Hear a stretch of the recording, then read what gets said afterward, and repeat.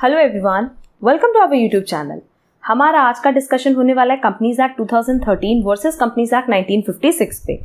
अगर आप हमारे चैनल से पहले से जुड़े तो आपको पता होगा कि हमने companies act 2013 as well as companies act 1956 से रिलेटेड कुछ एमसीक्यूज अभी चैनल पे अपलोड किए हैं।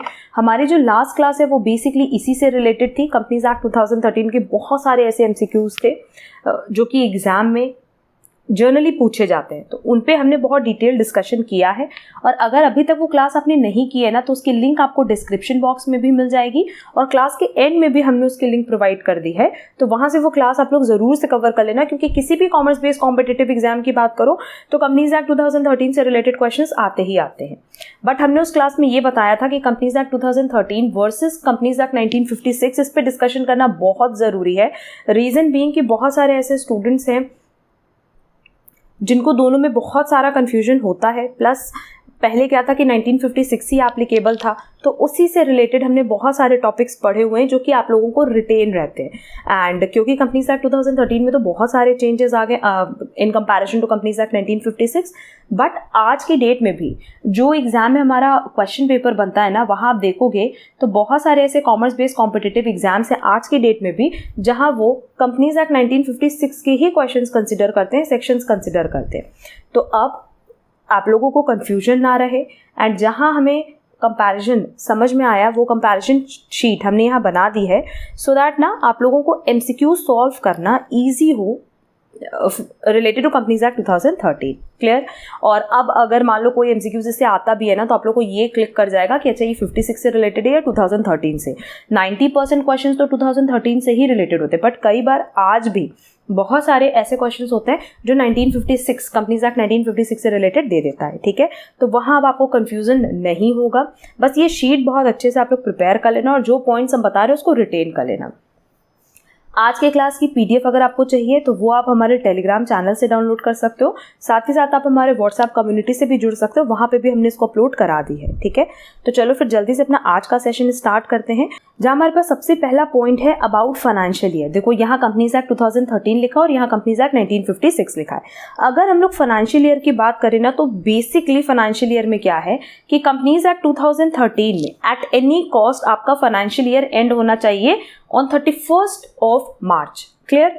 मतलब यहाँ इन्होंने ऑप्शन 31 दिसंबर का नहीं दिया है। हमने स्टार्टिंग से देखा है कि हमारे पास दो ऑप्शन होता था, एक 31 दिसंबर का होता था, चाहे आप कैलेंडर ईयर फॉलो कर लो या फाइनेंशियल ईयर फॉलो कर सकते हो 31 मार्च का।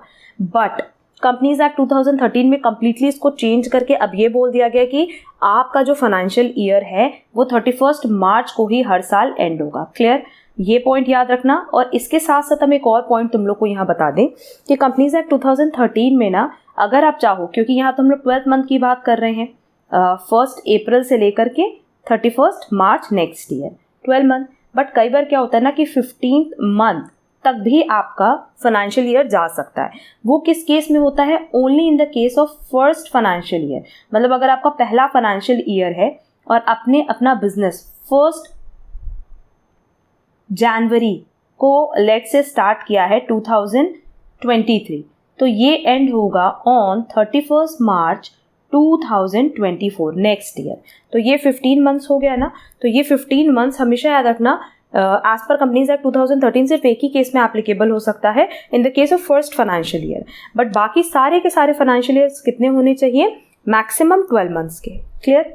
बट कंपनीज एक्ट 1956 की बात करें तो इसमें फाइनेंशियल ईयर कब एंड होगा ये कंपनी डिसाइड करती थी। कंपनी डिसाइड करती थी कि वो 31 मार्च को एंड होगा या 31 दिसंबर को एंड होगा। क्लियर। तो ये कंप्लीटली कंपनीज के हाथ में था। अच्छा, इसमें एक और पॉइंट हम बताएं कि अगर हम लोग कंपनीज एक्ट 1956 की बात करें तो एज पर सेक्शन 210 सब सेक्शन 4 ये चीज़ बताई गई थी कि जो हमारा फाइनेंशियल ईयर है वो कैलेंडर ईयर से, ये जो फाइनेंशियल ईयर है ये कैलेंडर ईयर से ज़्यादा भी हो सकता है, कम भी हो सकता है। कैलेंडर ईयर कितने मंथ का होता है? 12 मंथ का होता है। तो 12 मंथ का भी हो सकता है, 9 मंथ्स का भी हो सकता है, 6 मंथ्स का भी हो सकता है, but on the other hand 15 months का भी पॉसिबल है। क्लियर। बट मैक्सिमम कितने मंथ तक का बन सकता है हमारा फाइनेंशियल ईयर? 15 मंथ्स का एज पर कंपनीज एक्ट 1956। बट इसमें एक और पॉइंट लिखा हुआ था कि अगर आप चाहो तो आप अपने फाइनेंशियल ईयर को 18 मंथ तक भी एक्सटेंड कर सकते हो, सिर्फ और सिर्फ तब जब आपको स्पेशल परमिशन मिले। क्या मिले? Special permission. और ये स्पेशल परमिशन आपको किसकी चाहिए होती है बेटा? रजिस्ट्रार ऑफ कंपनीज की। आपको रजिस्ट्रार ऑफ कंपनीज के पास जाना होता था, स्पेशल परमिशन लेना होता था कि हम अपना जो फाइनेंशियल ईयर है वो अप टू 18 मंथ का रखेंगे, तब फिर आप 18 मंथ का रख सकते थे। अदरवाइज आपको कितना रखना होता था? 12 मंथ। क्लियर? तो ओवरऑल हम तुम लोग को फिर से एक पॉइंट बताएं कि एज पर कंपनीज एक्ट 1956 ये कंपनीज के हाथ में होता था कि आप अपना फाइनेंशियल ईयर क्या रखोगे, 31 दिसंबर को एंड करोगे कि 31 मार्च को एंड करोगे। एंड एज पर section 210 subsection 4 of companies act 1956 बताया था कि जो फाइनेंशियल ईयर है वो कैलेंडर ईयर से कम भी हो सकता है, ज़्यादा भी हो सकता है। तो 3 मंथ्स का हो सकता है, 6 मंथ्स का हो सकता है, 9 मंथ्स का हो सकता है, 12 मंथ्स का भी हो सकता है, बट मैक्सिमम कितना हो सकता है? Up to 15 months. बट अगर आप चाहते हो कि आपका financial year up to 18 month तक एक्सटेंड हो तो वो भी पॉसिबल था with the special permission of registrar of companies. Clear? But अगर हम लोग कंपनीज एक्ट 2013 की बात करें तो क्या कंपनीज एक्ट 2013 में ऐसा लिखा है? नहीं।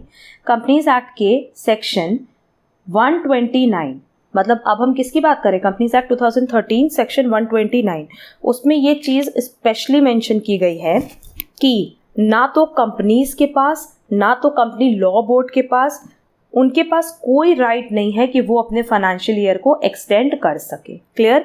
ना अप टू 15 मंथ, ना अप टू 18 मंथ। ठीक? तो ओवरऑल ये तुम लोग को कॉन्सेप्ट क्लियर होगा फाइनेंशियल ईयर का। हम एकदम इन शॉर्ट बताएं, सेक्शन तुम लोग को याद कर लेना है। कंपनीज एक्ट 2013 में बोला है कि आपका हर साल 31 मार्च को ही एंड होगा एंड जो फर्स्ट फाइनेंशियल ईयर है वो 15 मंथ तक हो सकता है। क्लियर? उससे ज़्यादा नहीं हो सकता। यहाँ पे किसी भी तरह की कोई परमिशन नहीं कंपनीज या कंपनी लॉ बोर्ड की तरफ से कि वो आप एक्सटेंड करा लो बाकी फाइनेंशियल ईयर के केस में अप टू 15 मंथ और 18 मंथ। बट कंपनीज एक्ट 1956 में ये सारे के सारे राइट्स आपको दिए गए थे।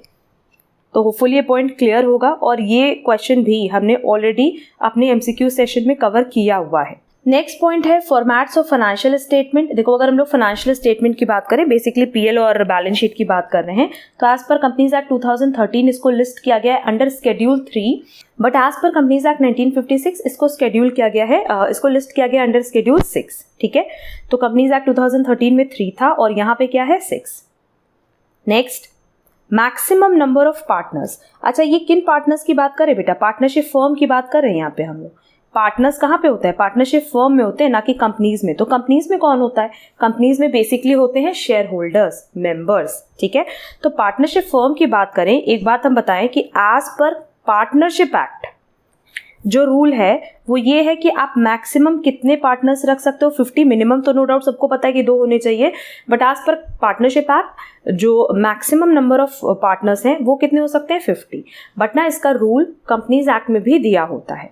तो कंपनीज एक्ट 2013 में बोला है कि अगर हम पार्टनरशिप फर्म की बात करें तो जो मैक्सिमम नंबर ऑफ पार्टनर्स है एज पर कंपनीज एक्ट 2013 वो है 100, बट एज पर कंपनीज रूल 2014 कितना है? 50। क्लियर? बट पहले क्या था? एज पर कंपनीज एक्ट 1956 सबको लर्न होगा कि बैंकिंग बिजनेस में मैक्सिमम कितने अलाउड थे? 10, and apart from banking business maximum allowed थे 20। क्लियर? मिनिमम तो नो डाउट सबको पता है कि एट एनी कॉस्ट 2 होने चाहिए, चाहे पार्टनरशिप एक्ट की बात करो, चाहे कंपनीज एक्ट 2013 की बात करो, चाहे कंपनीज एक्ट 1956 की बात करो। तो मैक्सिमम नंबर भी होपफुली याद हो गया होगा कि अगर एज पर कंपनीज एक्ट 2013 बात करें तो 100 और 50, एंड एज पर कंपनीज एक्ट 1956 बात करें तो 10 और 20। नेक्स्ट, मैक्सिमम शेयर होल्डर्स और persons in private limited company. अब देखो, प्राइवेट लिमिटेड कंपनी में भी मिनिमम कितने होने चाहिए? 2 पार्टनर्स। ठीक है? Sorry, 2 share holders, and maximum कितने अलाउड है? 200 एज पर कंपनीज एक्ट 2013, बट एज पर कंपनीज एक्ट 1956 कितना था बेटा? ओनली 50। नेक्स्ट पॉइंट है 1 पर्सन कंपनी। सबको पता है कि कंपनीज एक्ट 2013 में कॉन्सेप्ट इंट्रोड्यूस किया गया कि कोई एक पर्सन भी चाहे तो वो अपनी कंपनी स्टार्ट कर सकता है, बट क्या पहले ये कॉन्सेप्ट एग्जिस्ट करता था? नो, वो एग्जिस्ट ही नहीं करता था। नेक्स्ट पॉइंट है हमारा issue of share at discount.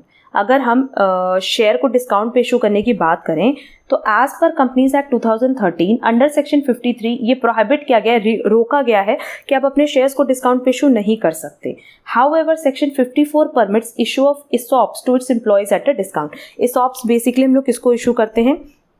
Employees stock option plan है, अपने एम्प्लॉयज़ को ही इशू करते हैं।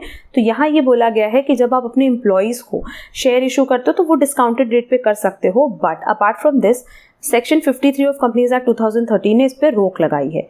बट कंपनीज एक्ट 1956 में तो इसकी परमिशन थी ना, वहाँ पे हम अपने शेयर्स को डिस्काउंट पे इशू कर सकते थे एज पर सेक्शन 79। नेक्स्ट पॉइंट है security premium reserve. Utilization of securities premium reserve is provided in section 52 subsection 2।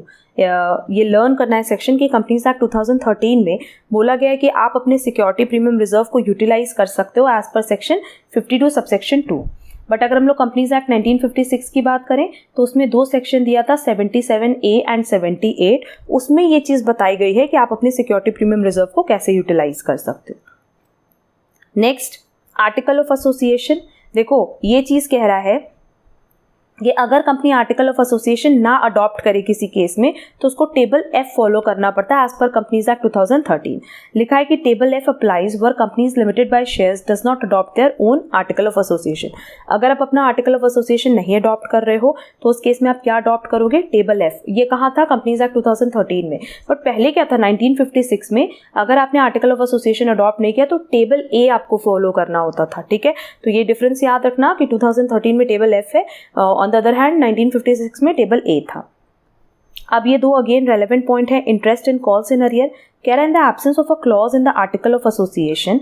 अगर आपने आर्टिकल ऑफ एसोसिएशन में interest in calls in arrear के बारे में कुछ भी नहीं मेंशन किया है तो एज पर कंपनीज एक्ट 2013 मैक्सिमम रेट आप कितना दे सकते हो, 10%। बट पहले कितना था, 1956 में ओनली 5% था। क्लियर। बट अगर हम लोग कॉल्स इन एडवांस की बात करें तो आज की डेट में 12% है मैक्सिमम रेट, पर पहले कितना था 1956 में 6%। इससे भी क्वेश्चंस आते हैं और इनफैक्ट हमने एमसीक्यू सेशन में कराए भी हैं। नेक्स्ट मिनिमम सब्सक्रिप्शन की बात करें तो एज पर section 39 of companies act 2013 a company shall not allot securities unless the amount stated in the prospectus as minimum subscription has been subscribed and the sum paid। मतलब जितना minimum subscription आपने mention किया है prospectus में, आपको जब तक वो नहीं मिल जाता तब तक आप सिक्योरिटीज इशू नहीं कर सकते एज पर section 39 of companies act 2013।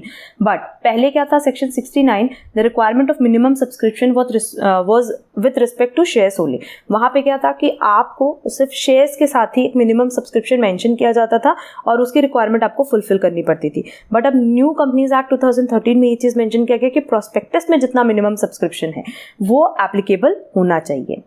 Next इंट्रेंचमेंट provisions. इंट्रेंचमेंट का मतलब क्या होता है, जब हम बात करते हैं चेंज करने की, ठीक है, इंट्रेंचमेंट का बेसिकली क्या मतलब है कि क्या हम सर्टेन अमेंडमेंट्स कर सकते हैं। नहीं, सर्टेन अमेंडमेंट्स करना बहुत डिफिकल्ट होता था या इम्पॉसिबल होता था या अनएक्सेप्टेबल होता था।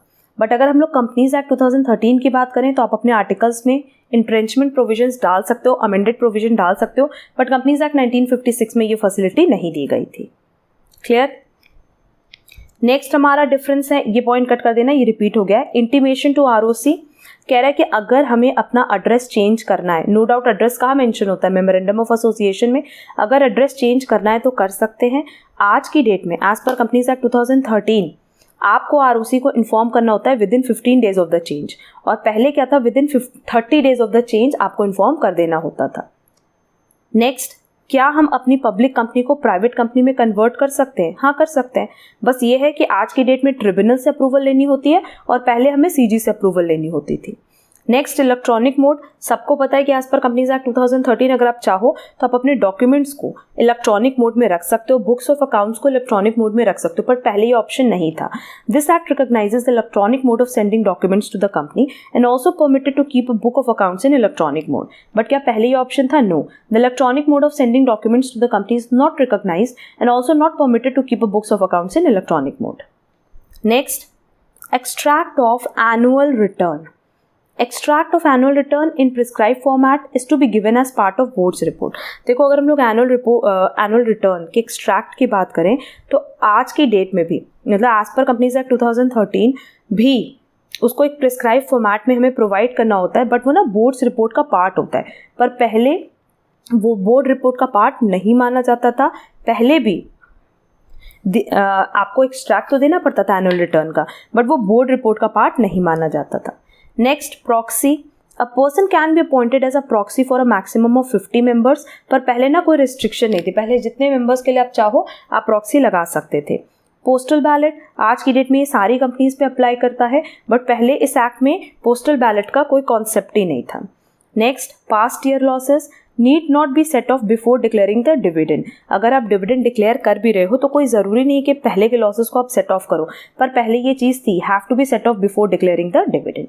ट्रांसफर प्रॉफिट टू रिजर्व, अगर आपने एमसीक्यूज क्लास देखी होगी तो उसमें हमने बहुत अच्छे से बताया है कि कितने कितने परसेंट आपको प्रॉफिट ट्रांसफर करने होते थे रिजर्व में, बट वो था कंपनीज एक्ट 1956 में। आज की डेट में लिखा है it is not compulsory to transfer profit to the reserve of the company. आज की डेट में एज पर कंपनीज एक्ट 2013 अब ये कंपल्सरी नहीं है, मैंडेटरी नहीं है कि आप अपने रिजर्व्स का कि आप अपने प्रॉफिट का कुछ हिस्सा रिजर्व में ट्रांसफ़र करो, पर पहले कम से कम 10% तो आपको ट्रांसफ़र करना ही होता था। नेक्स्ट, CSR की बात करें, that is corporate social responsibility. CSR spending of at least 2% of average net profit during the 3 preceding year is mandatory. आप तो मैंडेटरी कर दिया कि पिछले 3 साल में कम से कम जो आपका प्रॉफिट हुआ है आप उसका एवरेज निकालो, और एवरेज निकाल करके उसका कम से कम 2% आपको CSR में, that is corporate social responsibility में स्पेंड करना होता है, बट पहले ये कंपलसरी नहीं था, जिसको करना है करेगा, जिसको नहीं करना था वो नहीं करता था। नेक्स्ट, विमेन डायरेक्टर की बात करें तो आज की डेट में बहुत सारी ऐसी कंपनीज हैं जहाँ पे विमेन डायरेक्टर मैंडेटरी कर दिया है, कंपलसरी कर दिया है, बट पहले क्या था, it is not compulsory to appoint a women director. पहले विमेन डायरेक्टर को अपॉइंट करना कंपलसरी नहीं था। नेक्स्ट, नंबर ऑफ डायरेक्टर्स की बात करें तो आज कंपनीज एक्ट 2013 में बोला है कि एज पर section 149 subsection 1 of this act requires that every public company shall have a minimum of 3 directors. मतलब पब्लिक कंपनी में 3 डायरेक्टर होने चाहिए, प्राइवेट कंपनी में 2 डायरेक्टर होने चाहिए, और नो डाउट अगर हम 1% कंपनी की बात करें तो 1 डायरेक्टर, ठीक है। बट कंपनीज एक्ट 1956 में इस सेक्शन की जगह कौन सा सेक्शन था, 252 subsection 1 of this act requires that every public company shall have a minimum of 3 directors and private company में 2 डायरेक्टर्स। तो सेम ही चीज़ है, पहले जो था 3 डायरेक्टर 2 डायरेक्टर, आज भी 3 डायरेक्टर 2 डायरेक्टर है, बस सेक्शन चेंज हो गया है, ठीक।